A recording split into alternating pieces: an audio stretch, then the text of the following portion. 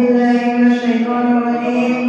بسم الله الرحمن الرحيم. ولولا دفع الله الناس بعضهم ببعض لفسدت الارض ولكن الله ذو فضل على العالمين. শ্রদ্ধেয় সম্মানিত আজকের সভার সভাপতি মহাশয়, বিচারক মণ্ডলী ও আমার সামনে বসে থাকা শ্রদ্ধা মণ্ডলী, আজকে এই বাৎসরিক আঞ্জুমানে যে নির্ধারিত বিষয়টি নিয়ে উপস্থিত হয়েছে, সেই বিষয়টির নাম হচ্ছে ভারতের স্বাধীনতা সংগ্রামে মুসলমানদের অবদান। সম্মানিত উপস্থিতি, আমরা সকলেই অবগত আছি বা আমরা সকলেই জানি যে 1947 সালে আমাদের এই ভারতবর্ষ ইংরেজদের হাত থেকে স্বাধীন হয়েছিল। আমাদের পাড়াপড়া, আমাদের বাচ্চারা এই ইংরেজদের শাসন থেকে মুক্তি করে এই সুন্দর একটি আনন্দময় দিন আমাদের কাছে উপহার স্বরূপ তুলে দিয়েছিলেন। সম্মানিত উপস্থিতি, এখানে আমাদের বাচ্চারা বলতে এই নয় যে শুধুমাত্র মুসলমানরাই এই দেশকে স্বাধীন করেছিলেন। একদিকে যেমন মুসলমানরা এই দেশের জন্য রক্ত ঝরিয়েছিলেন, অপরদিকে অন্য অন্য ধর্মের মানুষরাও তারা কিন্তু এই দেশকে স্বাধীন করার জন্য তারাও কিন্তু রক্ত ঝরিয়েছিলেন। একদিকে যেমন আমরা গান্ধীজির অবদানকে কখনো ভুলব না, একদিকে যেমন নেতাজি সুভাষচন্দ্র বসুর অবদান আমরা কখনো ভুলব না, একদিকে যেমন বিনাশী দেশের অবদান আমরা কখনো ভুলব না, একদিকে যেমন ভগৎ সিংয়ের অবদান আমরা কখনো ভুলব না, একদিকে যেমন ক্ষুদিরাম বসুর অবদান আমরা কখনো ভুলব না, অপরদিকে যদি আশফাকুল্লাহ খান পরিবারের অবদানকে আমরা ভুলে যাই, তাহলে আমাদের পরবর্তী প্রজন্ম আমাদেরকে সঠিক ইতিহাস না বলার জন্য আমাদের উপরে লাঞ্ছনা করবে, অর্থাৎ আমাদের জন্য বদদুয়া করবে যে কেননা আমরা তাদের কাছে এই সঠিক ইতিহাসটা পৌঁছাতে পারলাম না।